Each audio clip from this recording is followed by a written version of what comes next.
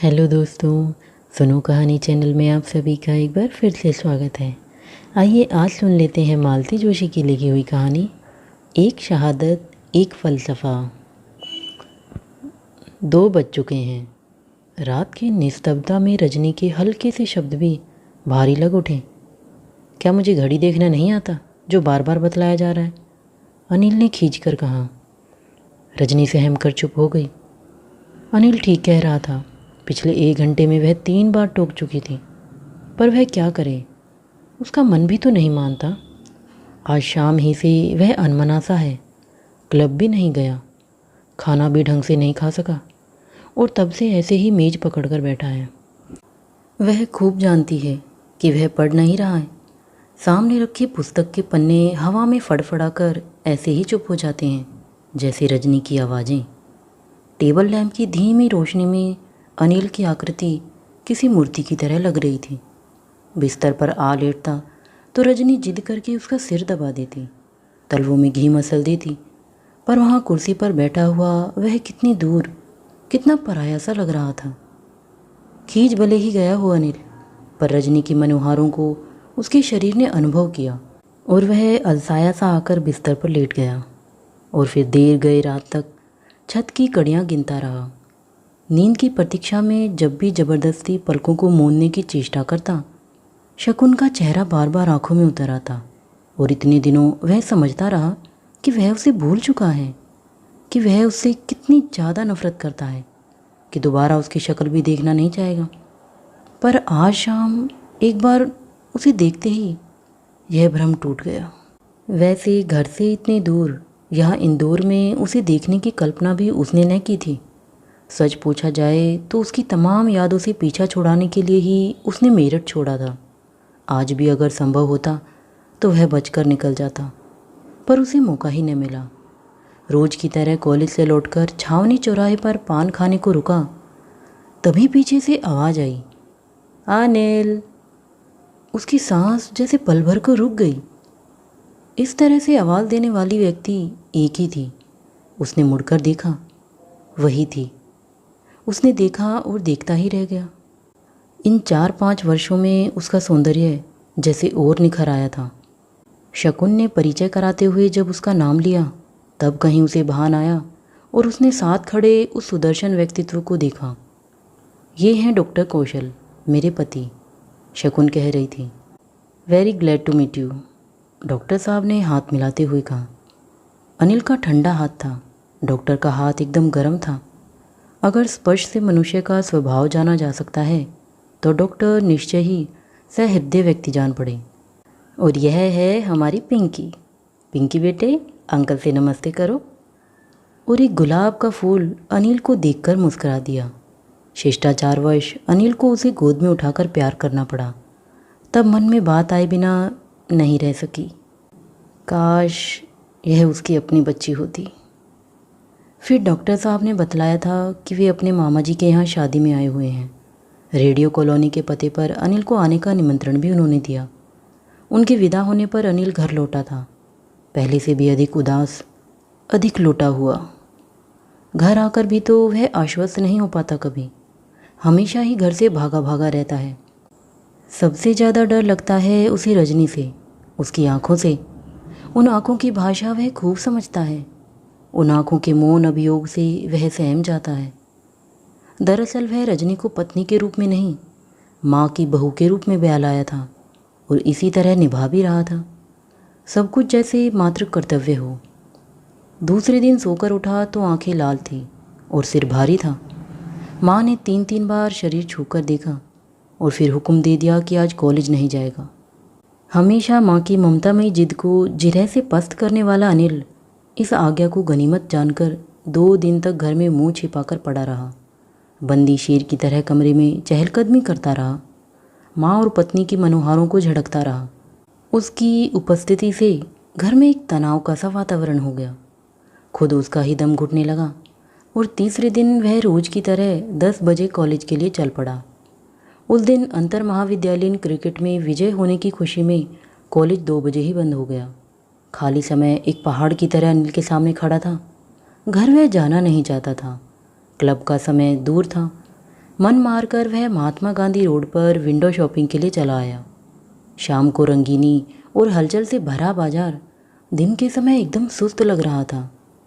अनिल पूरे बाजार में एक चक्कर लगाकर लौट ही रहा था कि वही आवाज़ आई, अनिल। उसने देखा नोवेल्टी में वह खड़ी थी, पति और बच्ची भी साथ ही थे। प्लीज़ अनिल, हमारी ज़रा मदद करो तो, कोई अच्छा सा प्रेजेंट बताओ, मेरी तो कुछ समझ में ही नहीं आ रहा। इनकी समझ में नहीं आ रहा और दूसरों की समझ पर भरोसा नहीं है। 1 घंटा पूरा हो गया, पिंकी भी परेशान हो गई है। डॉक्टर साहब ने कहा, आप दोनों सोचिए, मैं तब तक पिंकी को एंटरटेन करता हूँ। अनिल ने बचाव करते हुए कहा, पर वह नहीं हुआ। पिंकी पापा का साथ छोड़ने के लिए तैयार नहीं थी। अंत में डॉक्टर साहब उसे लेकर टॉय सेंटर चले गए और शकुन ने फिर प्रेजेंट की खोजबीन शुरू कर दी। बहुत देर बाद शकुन ने अनुभव किया कि अनिल सिर्फ हाँ न के सिवाय कुछ नहीं बोल रहा है। चलो दूसरी जगह देखते हैं, कहती हुई वह नीचे उतर आई। अब तक नाराज हो? शकुन ने सड़क पर आते ही पूछा। कम से कम इतना हक तो मुझे है ही, अनिल ने कड़वाहट से कहा। शकुन का चेहरा सफ़ेद पड़ गया। कुछ क्षण ऐसे ही बीत गए, फिर साहस बटोर कर कहा, तुम्हें मालूम है अनिल, मैं किस कदर मजबूर थी। मैंने प्लीज़ शकुन, फिर से वह सारी बातें मत दोहराओ। तुम्हारा वह आखिरी खत मुझे मुँह ज़बानी याद है, कहो तो सुनाऊं। अनिल की इस व्यंग्य को अनसुना कर शकुन ने कहा, फिर भी तुमने मुझे माफ़ नहीं किया था। तुम्हें माफ़ तो कर ही दिया था, पर शायद अब अपने आप को कभी माफ़ नहीं कर सकूँगा।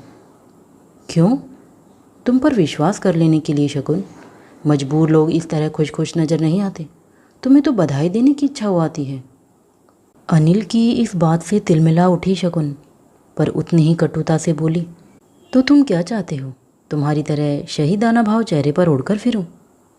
फिर सहज होते हुए बोली, पीछे देखकर आगे की ओर चलना बहुत कठिन है अनिल, और जिस बात को याद रखने में कष्ट हो उसे भूलना ही अच्छा है। फिलॉसफी अच्छी है, काश कि हर कोई उसे अपना सकता। अनिल की आवाज़ में कटुता थी। देखो अनिल, सपनों के सहारे कोई कब तक जी सकता है? वे जो ज़िंदगी की वास्तविकताओं से टकराते ही टुकड़े टुकड़े हो जाते हैं। फिर क्या उन टुकड़ों को ही ज़िंदगी भर कलेजे से लगाए रखना चाहिए? मम्मी, भीड़ को चीरती पिंकी की आवाज़ आई। डॉक्टर साहब के कंधे पर बैठी वह अपनी नई गुड़िया के साथ खुश खुश चली आ रही थी। इन्हें देखो अनिल, इन सब बातों में इनका क्या दोष है? फिर इनके जीवन में विष घोलने का मुझे क्या अधिकार है? और फिर डॉक्टर साहब पास आ गए थे और शकुन का वाक़या अधूरा ही छूट गया था। अनिल ने कुछ औपचारिक बातें की, पिंकी के गाल थपथपाए और एक 5 का नोट उसके हाथों में देकर चलता बना, जैसे शकुन का और उसका संबंध इतना ही था। यदि वह यथार्थ का दम भर सकती है तो वही क्यों भावुक बने? घर लौटते हुए पूरे रास्ते उसका मन रोष से उफन रहा था। यह रोष अपने आप पर था या शकुन पर, उसे खुद पता नहीं चल रहा था।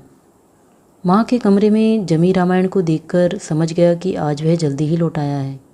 उन लोगों को डिस्टर्ब न करता हुआ वह चुपचाप कमरे में चला आया। कमरे में रजनी थी। उसे यूं अचानक आया देखकर बेतरह सकपका गई। हाथ की सिलाई उसने जल्दी जल्दी एक छोटे से सूटकेस में रखी और रसोई में भाग गई।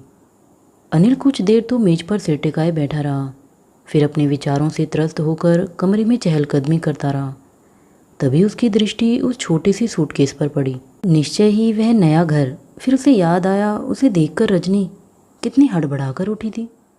कौतूहलवश उसने सूटकेस खोला। ऊपर ही अधसिला लाल रंग का एक बेबी मनीला था।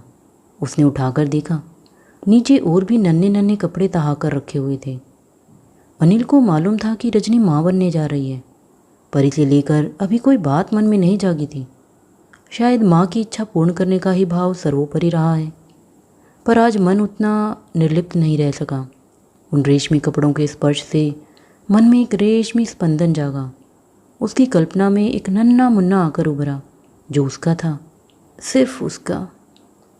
रजनी चाय लेकर आई। उस समय भी वह गोद में वह सूटकेस लिए पलंग पर बैठा था। रजनी ने हैरत से उसकी ओर देखा तो वह शरारतन मुस्कुराकर बोल उठा, चुपके चुपके बड़ी तैयारियां हो रही हैं। छोटा सा वाक्य था, पर रजनी लाज से भर उठी। आज पहली बार अनिल ने आने वाले मेहमान के लिए कुछ कहा था। इस कुछ कहने की मधुरता से वह भार भीतर से भीग उठी। अनिल देर तक उस लाज भरे सौंदर्य को निहारता रहा। उस समय वह उसे शकुन से भी ज़्यादा सुंदर लगी। उसे अपने ऊपर कोफ्त हो आई। क्यों हर बात को वह शकुन के ही संदर्भ में सोचता है। उसे शकुन पर भी कोफ्त हुई, जो उसकी ज़िंदगी के प्रत्येक क्षण पर अपनी मोहर लगाकर यूं अलग हो गई और अब ज़िंदगी के यथार्थ का फ़लसफ़ा छाट रही है। किस मासूमियत से पूछ रही थी, अनिल, इन सब बातों में इनका क्या अपराध है? फिर इनके जीवन में विष घोलने का मुझे क्या अधिकार है? उसका यह प्रश्न घंटियों की तरह अनिल के मस्तिष्क में बजने लगा। वह अपने आप से भी तो पूछ सकता था यही प्रश्न, और उसका उत्तर क्या देगा वह? इसका उत्तर शायद इसी प्रश्न से बचने के लिए उसने रजनी के घने बालों में अपना मुंह छिपा लिया।